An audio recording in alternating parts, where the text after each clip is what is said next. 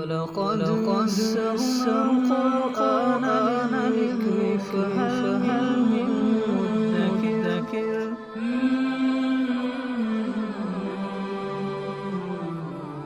سورۃ النساء آیت نمبر 69. اعوذ باللہ من الشیطان الرجیم. بسم اللہ الرحمن الرحیم. ومن يطع الله والرسول فأولئك مع الذين أنعم الله عليهم من النبيين والصديقين والشهداء والصالحين وحسن أولئك رفيقا.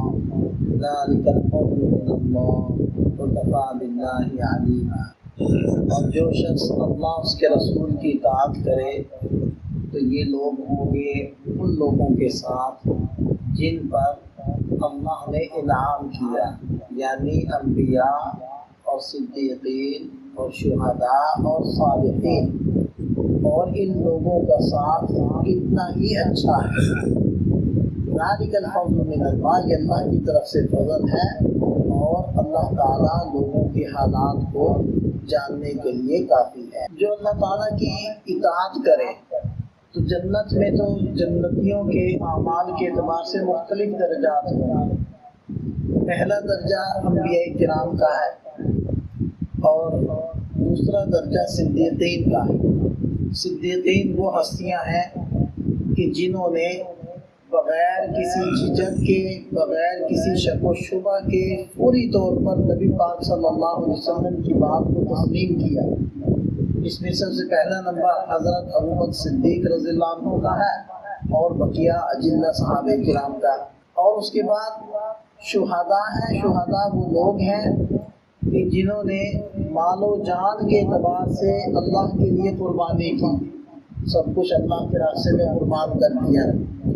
اور صلحاء صالحین وہ لوگ ہیں جو ظاہر اور باطن کے اعتبار سے اللہ تعالیٰ کے مطیع اور فرمانبردار ہیں.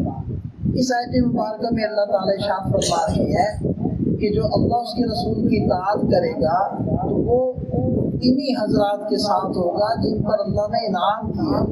اور ان میں سے پہلا طبقہ انبیاء کرام کا ہے، دوسرا صدیقین کا، تیسرا شہداء کا اور چوتھا صالحین کا. اور یہ خاص موقع پر آیت مبارکہ نازل ہوئی.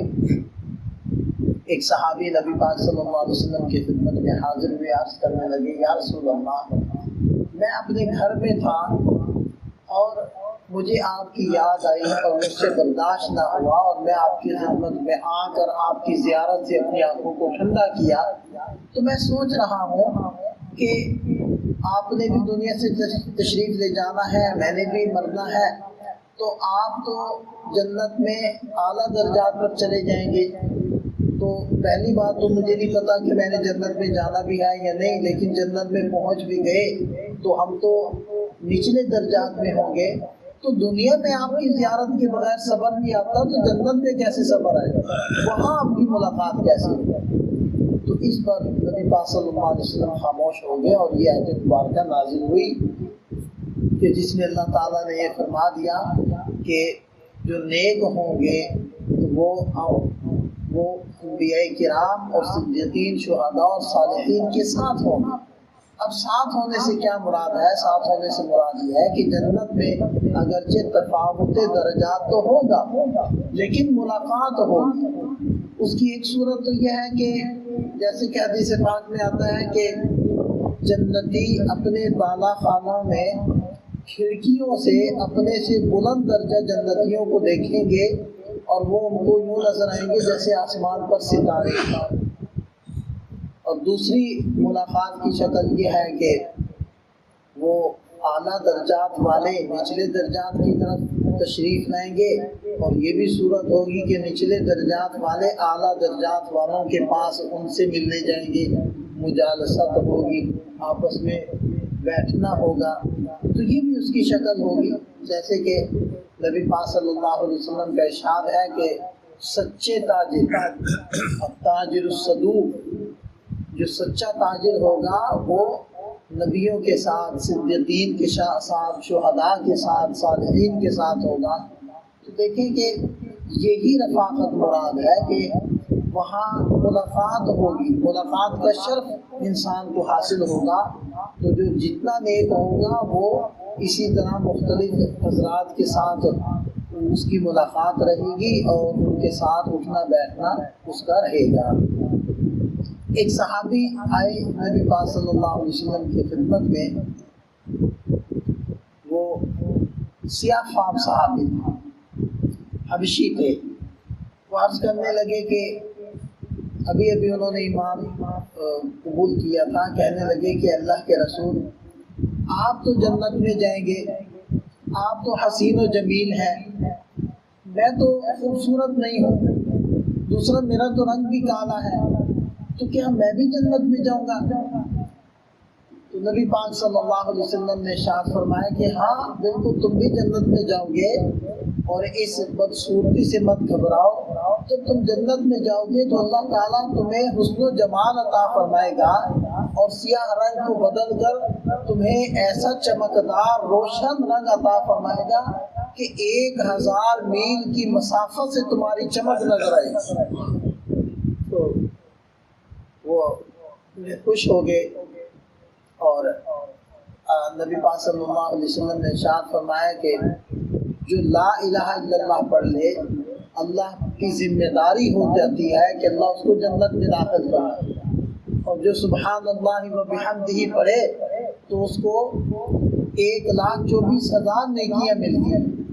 یہ باتیں سن کر ایک صحابی مجلس میں بیٹھے تو انہوں نے عرض کیا کہ یا رسول اللہ، جب اللہ تعالیٰ اتنے سخی ہیں، اتنا عطا فرماتے ہیں معمولی نیکیوں پر، تو پھر ہم تو کبھی بھی مار کھا ہی نہیں سکتے، ہم تو یقیناً سارے جنت میں جائیں گے۔